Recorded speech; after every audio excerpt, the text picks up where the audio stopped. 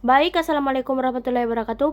Perkenalkan, nama saya Nasya Diva Aprilia, mahasiswi dari Prodi Pendidikan Sosiologi Angkatan 2023. Di sini saya akan membacakan hasil diskusi materi saya yang mengenai chapter 16, konsep sosiologi agama. Baik, di sini saya akan mulai membacakannya. Yang pertama itu pendahuluan. Dalam perkembangannya, sosiologi agama tidak hanya berangkat dari teori barat seperti Emil Durkheim, Max Weber, Karl Marx, tetapi juga menyesuaikan diri dengan dinamika keagamaan lokal dan regional. Dengan demikian, pendekatan sosiologi agama menjadi relevan dan menelah fenomena keagamaan di berbagai belahan dunia, termasuk dalam masyarakat Muslim. Dalam konteks global yang terus berubah, identitas, solidaritas sosiologi, hingga dinamika konflik dan perdamaian. Pembahasan dalam bab ini akan dibagi menjadi dua, yaitu pembahasan mengenai konsep sosiologi agama secara umum mencakup pengertian, ruang lingkup, pendekatan, dan referensinya dalam kajian sosial kontemporer. Yang kedua, pembahasan tentang sosiologi agama, konteks Islam yang membahas bagaimana nilai-nilai Islam terwujud dalam struktur sosial dan praktik keagamaan di umat Muslim. Yang pertama itu, sosiologi agama adalah bidang sosiologi dan ilmu sosiologi yang mempelajari agama sebagai fenomena sosial, bukan hanya sistem kepercayaan ataupun doktrin spiritual semata. Bukan sebagaimana kepercayaan atau doktrin semata, kajian ini menitiberatkan bagaimana agama terbentuk dan berkembang dan berperan dalam kehidupan masyarakat melalui interaksi sosial, norma, institusi, dan simbol-simbol. Yang selanjutnya itu, sejak awal masa perkembangannya, sosiologi agama telah menjadi perhatian utama para pemikir seperti Emil Durkheim, Max Weber, dan Karl Marx. Durkheim melihat agama sebagai fondasi solidaritas sosiologi.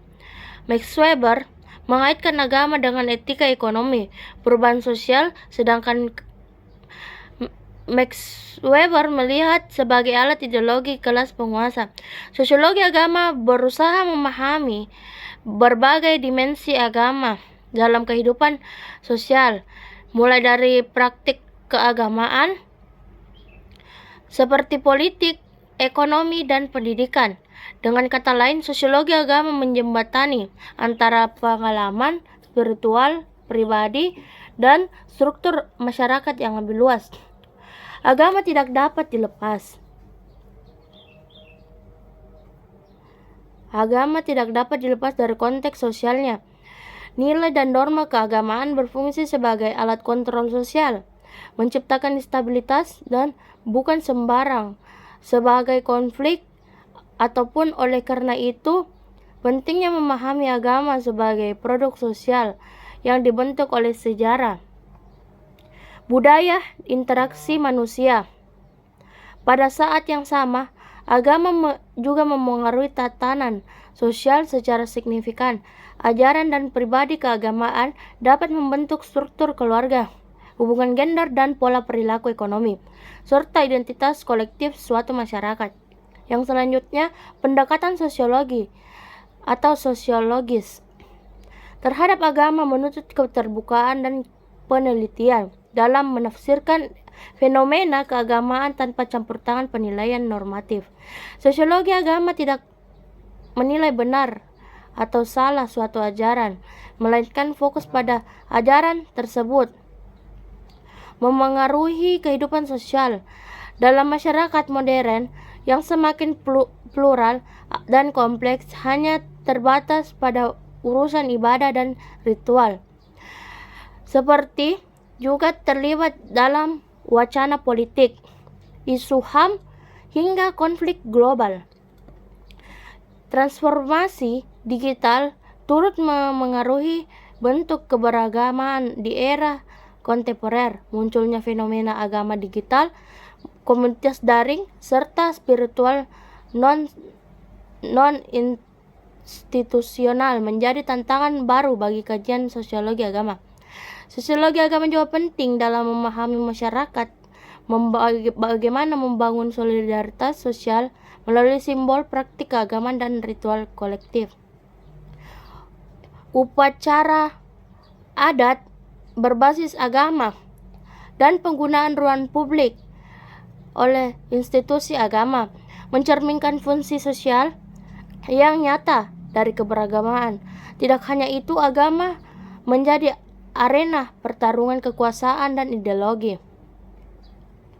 Dalam banyak kasus, agama digunakan untuk melegitimasi kekuasaan dan mempertahankan dominasi, atau sebaliknya menjadi alat perlawanan terhadap ketidakadilan sosial.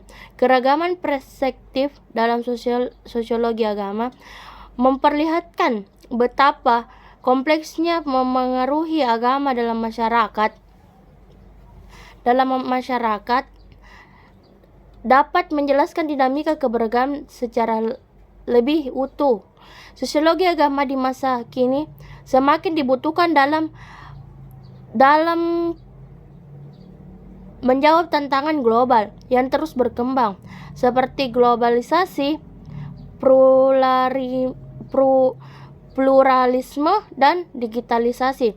Dinamika agama dalam masyarakat modern tidak lagi hanya terbatas pada privat ataupun ritual ibadah.